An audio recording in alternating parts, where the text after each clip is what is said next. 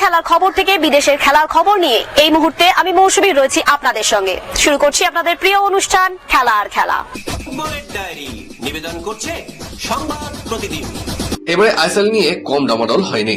আগামী মাসের 14 তারিখ থেকে আইএসএল শুরু হওয়ার কথা, তবে দেশের শীর্ষ লীগ এবার হতে চলেছে সংক্ষিপ্ত ফরম্যাটে। ফেডারেশনের অনুরোধ মেনে সংক্ষিপ্ত ফরম্যাটে আইএসএল কে স্বীকৃতি দিয়েছে এশিয়ান ফুটবল কনফেডারেশন। সেখানে প্রথম ম্যাচে কি কলকাতা ডার্বি? নিঃসন্দেহে ভারতীয় ফুটবলের সবচেয়ে জনপ্রিয় ম্যাচ ডার্বি। মোহনবাগান ইস্টবেঙ্গল মুখোমুখি হওয়া মানে দর্শকদের মনে উন্মাদনা তৈরি হয়। মাঠে দুই দলের সমর্থকরা ভিড় করেন, টিভিতেও চোখ রাখেন বহু মানুষ। এবার প্রায় 5 মাস পর শুরু হতে চলেছে আইএসএল। দীর্ঘ টালবাহানায় ভারতীয় ফুটবলের জনপ্রিয়তা কিছুটা ধাক্কা খেয়েছে। এই পরিস্থিতিতে যদি ডার্বির উত্তেজনা দিয়ে লিগ শুরু করা যায়, তাহলে দেশের ফুটবল ভক্তদের মধ্যেও সাড়া ফেলবে। সেই হিসেবে কলকাতা ডার্বি দিয়ে আইএসএল শুরু করা যায় কিনা তা নিয়ে আলোচনা চলছে, তবে কোনো বিষয়ে এখনো নিশ্চয়তা দেওয়া হয়নি। ভারতীয় মহিলা ফুটবল দলের কোচ হলেন কোস্টারিকার প্রাক্তন ফুটবলার এমেলিয়া ভালভার্দে। মহিলাদের বিশ্বকাপ ফুটবলে কোচিং করার অভিজ্ঞতা রয়েছে তার। এই মুহূর্তে ভারতীয় মহিলা দল তুরস্কে রয়েছেন। এশিয়ান কাপের প্রস্তুতি হিসেবে কয়েকটি প্রস্তুতি ম্যাচ খেলছে, সেখানে যোগ দিয়েছেন এই বিদেশি কোচ। কোস্টারিকার কোচ এমেলিয়ার সঙ্গে ভারতীয় শিবিরে আসছেন তার পছন্দের সহকারীরাও। ভারতীয় মহিলা দলের গোলকিপার কোচ হচ্ছেন এলি Avila. Strength and conditioning coach হয়ে আসছেন জোস সানচেজ। খেলা ছাড়ার পর আমিলিয়া কোচিং শুরু করছেন 2011 সালে। প্রথমে তিনি কোস্টারিকার মহিলা জাতীয় দলের সহকারী কোচ ছিলেন, পরে কোচের দায়িত্ব পান। 39 বছর বয়সী এই কোচের আমলে দুবার বিশ্বকাপ খেলা ছাড়াও একাধিক সাফল্য পেয়েছে কোস্টারিকা। না বাবু, আমাদের পরিবারের জন্য শুকনো লঙ্কা খাওয়া একদম ঠিক নয়।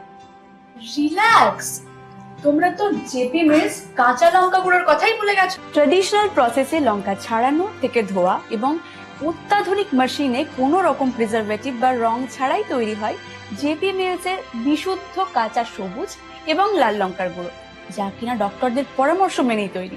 না এতটা না, অল্প পরিমাণে দিলেই এই লঙ্কা গুঁড়ো খাবারে এনে দেবে কাঁচা লঙ্কার আসল স্বাদ। জেপি মিলস এর কাঁচা লঙ্কা গুঁড়ো কেনার সময় জেপি মিলস এর কিউআর কোড অবশ্যই দেখে নেবেন। ডিলারশিপ নিতে আজই যোগাযোগ করুন 7001634818 7001634818। এবারকার সন্তোষ ট্রফির আসরে শুরুটা বেশ ভালোই করলো সঞ্জয় সেনের বাংলা।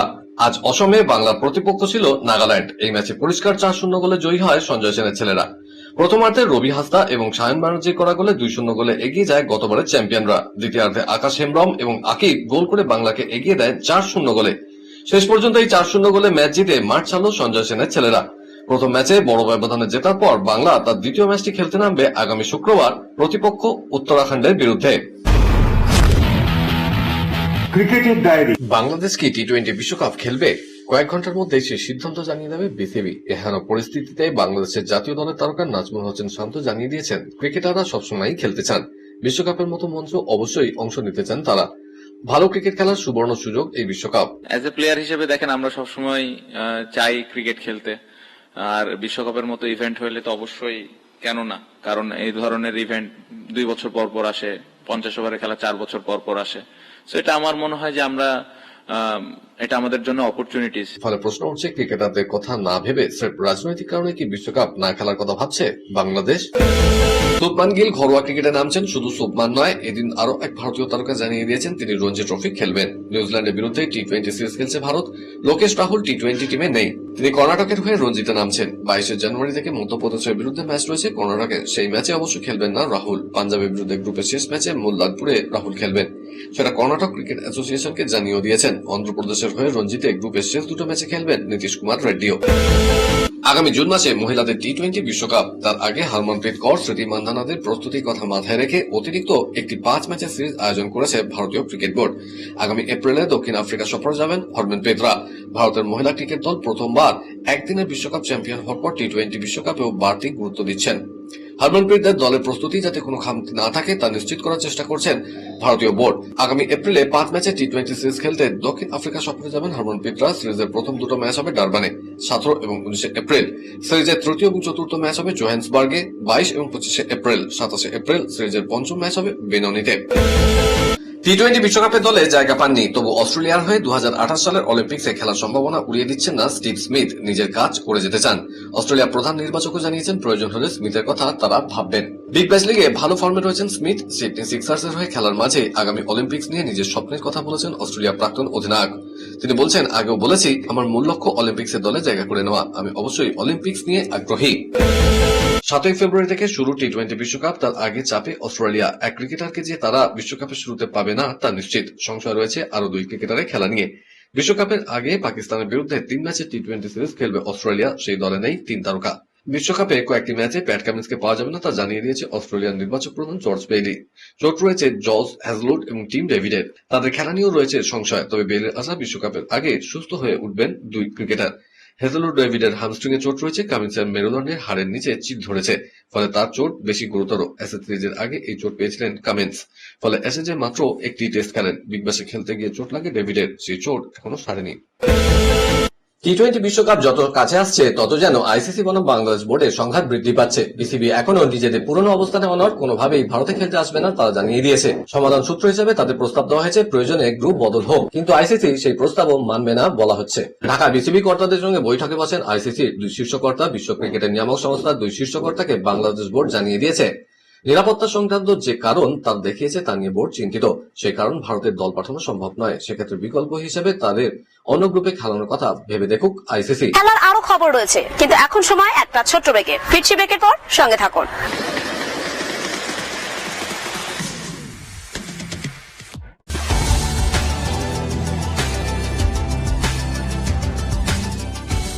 কেআরকে নিউজ মিডিয়া প্রযোজিত সাপ্তাহিক বিনোদন অনুষ্ঠান বিনোদন.com দেখুন প্রতি শনিবার ঠিক রাত 10:25 আপনাদের প্রিয় চ্যানেল ভিশনে।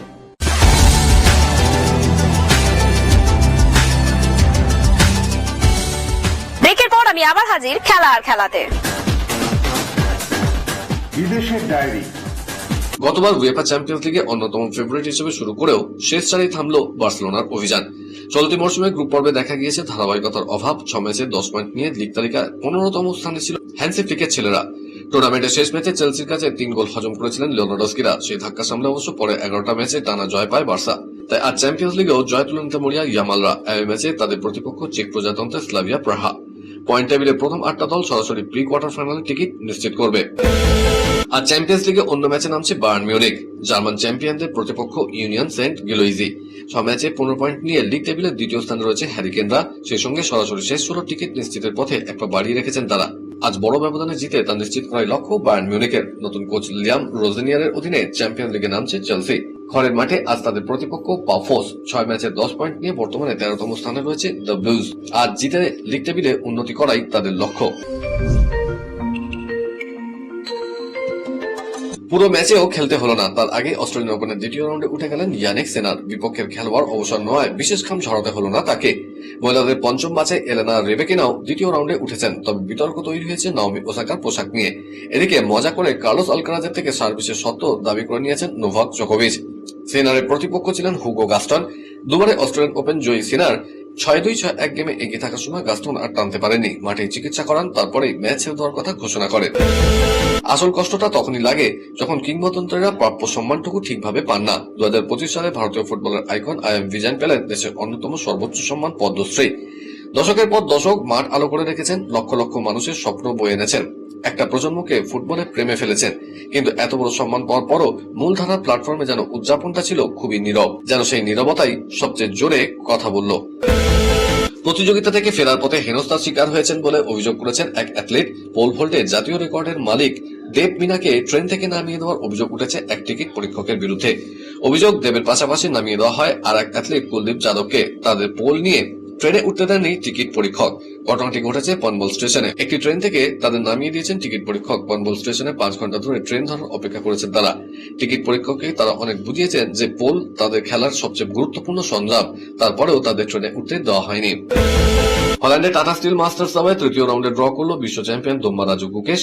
বিপক্ষে ছিলেন আর এক গ্র্যান্ড মাস্টার শীর্ষ বাছে অর্জুন এরিগাইজি। তার আগে দ্বিতীয় রাউন্ডেও গুকেশ ড্র করেছিলেন উজবেকিস্তানের গ্র্যান্ড মাস্টার জাবোকির সিদ্দারোভের সঙ্গে।